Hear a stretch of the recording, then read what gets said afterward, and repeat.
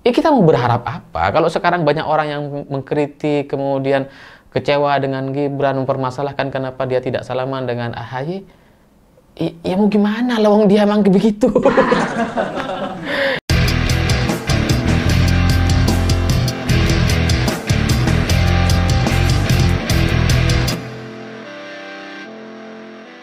Selamat malam semuanya. Hari ini lagi rame sekali video soal Gibran yang tidak bersalaman dengan AHY. Terus mukanya AHY itu kayak kebingungan gitu, kayak terzolimi. Apalagi dikasih soundtrack yang sedih gitu ya. Ya sebenarnya yang tidak disalami nggak cuma AHY gitu, tapi semua orang yang di sebelah AHY, termasuk Caimin, Zulkifli Hasan, Bahlil. Loh, Bahlil kayak gini tuh hidungnya gitu ya. Entah itu lagi ngupil atau gorek-gorek hidung, lagi gatel kayaknya gitu ya. Kelihatan gitu. Itu nggak disalami semua tuh sama Gibran. Jadi Gibran hanya menyalami beberapa orang yang tempat atau posisinya berada di sebelah dia sekitar 3-4 kursian gitu. Dan ini menjadi pemberitaan dan kemudian dibicarakan, digoreng oleh banyak orang. Wah, ini berarti sakit hati. Wah, ini berarti Gibran sama kayak Jokowi yang dulu tidak mau bersalaman dengan Pak Tri Sutrisno.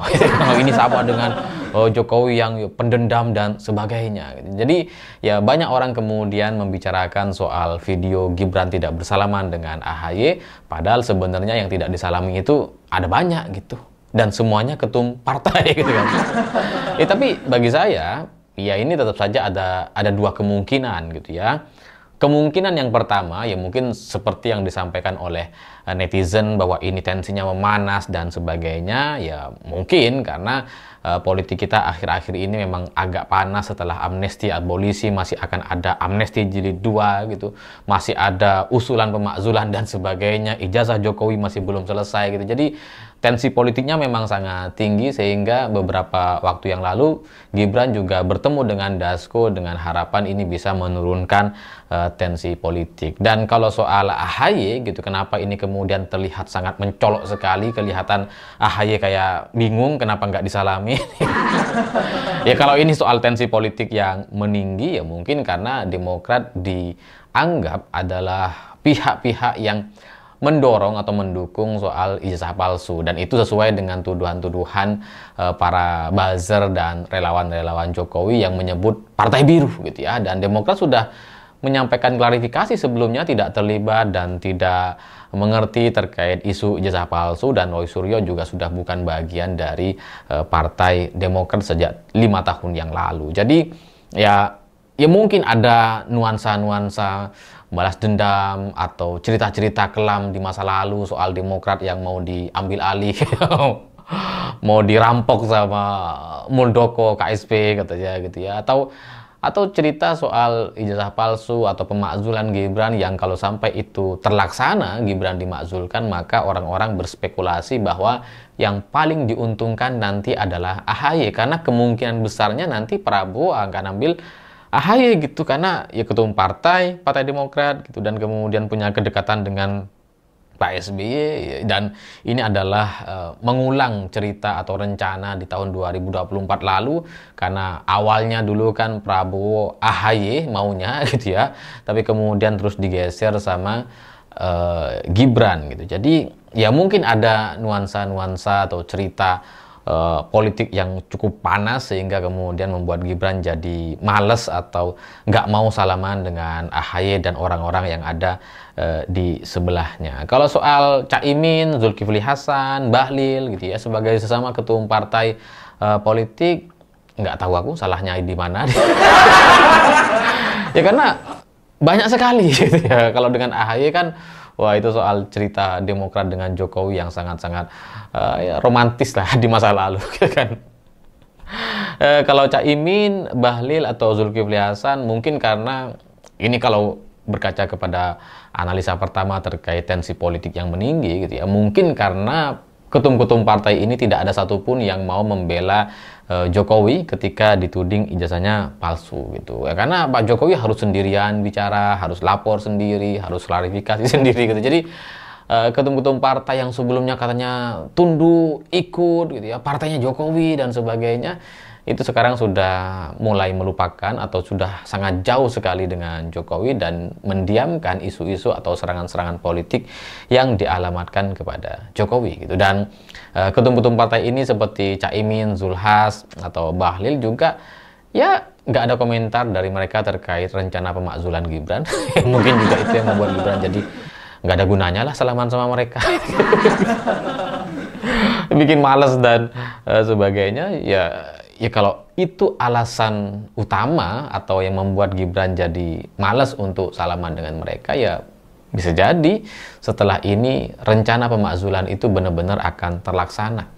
Ya karena kalau situasinya meninggi dan panas seperti itu, ya berarti akan lanjut gitu. Kalau seandainya akrab semua, salam-salaman dan sebagainya, maka ya mungkin nggak ada tuh kemungkinan, sedikit pun kemungkinan soal pemakzulan, nggak akan ada gitu. Tapi kalau dengan situasi yang seperti ini, ya mungkin habis ini akan lebih serius lagi soal rencana pemakzulan Gibran. Itu kemungkinan yang pertama. Kemungkinan yang kedua, ini yang kayaknya bagi saya itu lebih logis dibandingkan kemungkinan pertama. Mungkin Gibran itu demam panggung gitu. Jadi ketika dia hadir ke sebuah acara, dia tuh nggak fokus, nggak bisa ngelihat orang gitu. Ya Gibran ini kan anak yang, ya emang jam terbangnya minim sekali gitu. Dia hadir di acara-acara besar, acara-acara yang mengharuskan dia untuk bersosialisasi, untuk bertemu dengan orang, dia kan emang minim sekali gitu. Jadi ya dia datang hanya menyalami orang-orang yang ada di dekat dia dan habis itu udah gitu. Dan dia nggak ngerasa bersalah gitu karena ya biasanya seperti itu gitu. Jadi ya kalau kita perhatikan dari bagaimana cara Gibran berbicara selama ini, selama menjadi wapres atau sejak menjadi wali kota gitu ya, ketika menghadapi wartawan, ketika hadir di acara-acara besar atau acara-acara kecil sekalipun, Gibran itu kan masih belajar gitu. Gibran itu sampai sekarang, sampai video ini dibuat, dia masih belajar untuk berbicara dan berkomunikasi. Dia masih belum bisa berkomunikasi selayaknya para politisi pada umumnya gitu. Dia kalau pertanyaan wartawan gitu ya, kadang kan nggak nyambung. Kalaupun nyambung gitu ya, jawabannya tuh panjang gitu ya, jedanya panjang, terus kemudian suaranya getar, ragu-ragu, dia masih mikir, loading lama gitu, kayak Windows Pentium 1 lah. Itu ciri khasnya Gibran gitu. Jadi ya, sampai sekarang dia memang masih mungkin demam panggung, kelihatan grogi gitu ya, masih belum mengerti soal bagaimana menghadapi atau bersosialisasi atau hadir di event-event besar gitu. Jadi ya emang itulah Gibran gitu. Jadi kalau kemarin dia tidak salaman dengan AHY, Caimin, Zulhas dan Bahlil, ya mungkin dia demam tuh, saking demam panggungnya dia sampai nggak ngelihat orang-orang yang ada di sebelahnya. Dan dia bingung mau ngapain gitu. Ini gimana sih? Ini acaranya ngapain sih? Duduk aja atau gimana?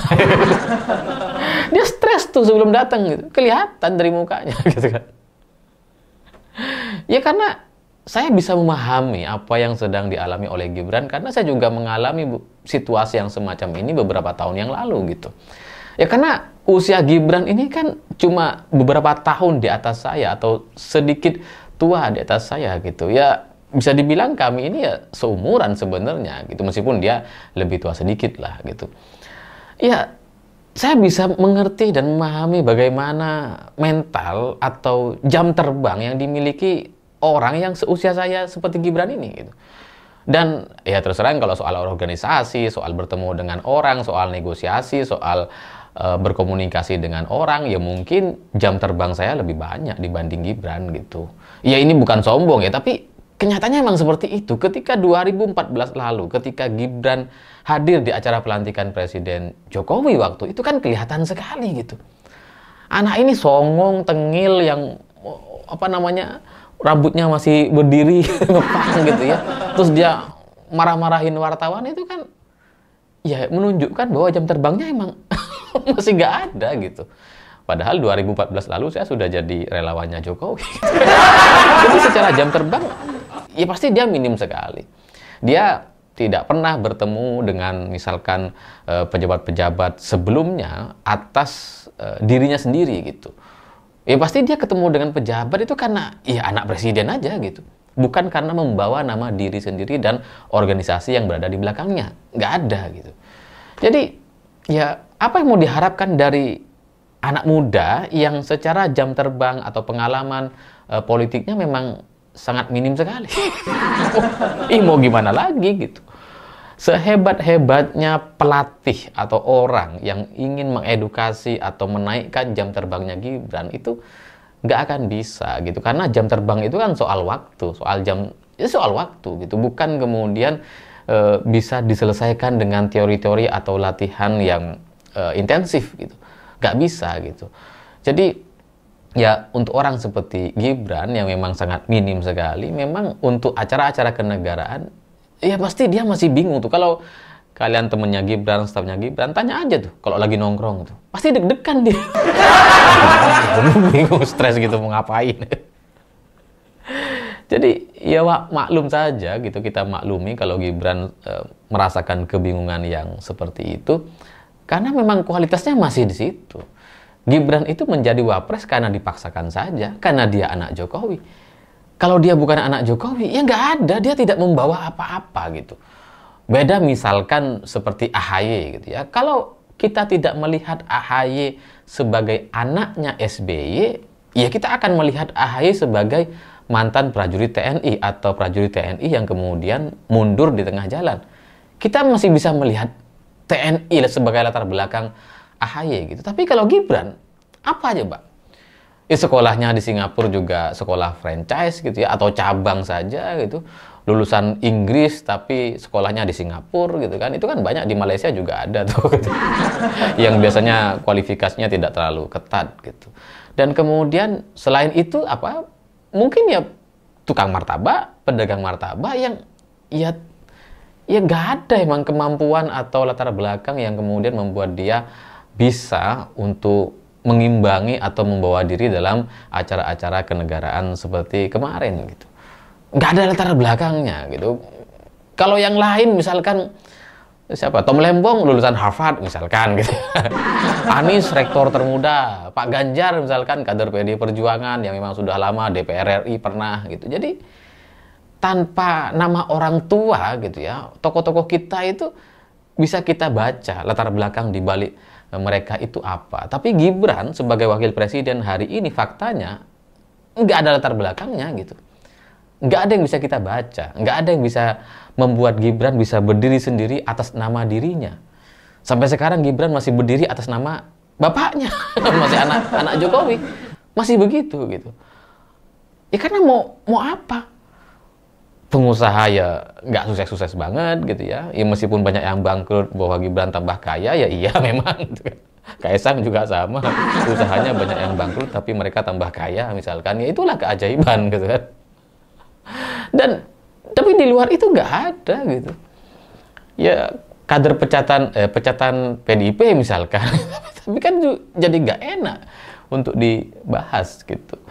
Jadi ya kita memang mungkin perlu menyadari, masyarakat Indonesia perlu memaklumi bahwa untuk melihat Gibran hari ini, jangan lihat Gibran sebagai wakil presiden gitu.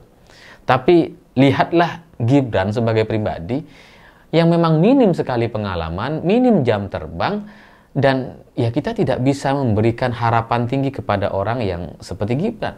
Ya kita mau berharap apa? Kalau sekarang banyak orang yang mengkritik, kemudian kecewa dengan Gibran, mempermasalahkan kenapa dia tidak salaman dengan AHY, ya mau gimana, lawang dia emang begitu. Dia jadi wapres juga terpaksa itu, dipaksakan, sangat-sangat didorong sama bapaknya atau Presiden Jokowi ketika berkuasa gitu. Tanpa itu semua nggak bisa itu dia. Jadi ya jangan terlalu berharap tinggi kepada Gibran karena memang ini begitu. Bahwa dia butuh proses yang agak panjang dan belum tentu di tahun 2034 nanti pun dia masih bisa berkembang gitu. Karena yang namanya karakter, ini kalau kalian baca yang saya ketahui gitu ya, karakter anak itu kan selesai ketika dia masih SD, 70%-nya gitu. 20 atau 30%-nya ya dibentuk ketika SMP, SMA.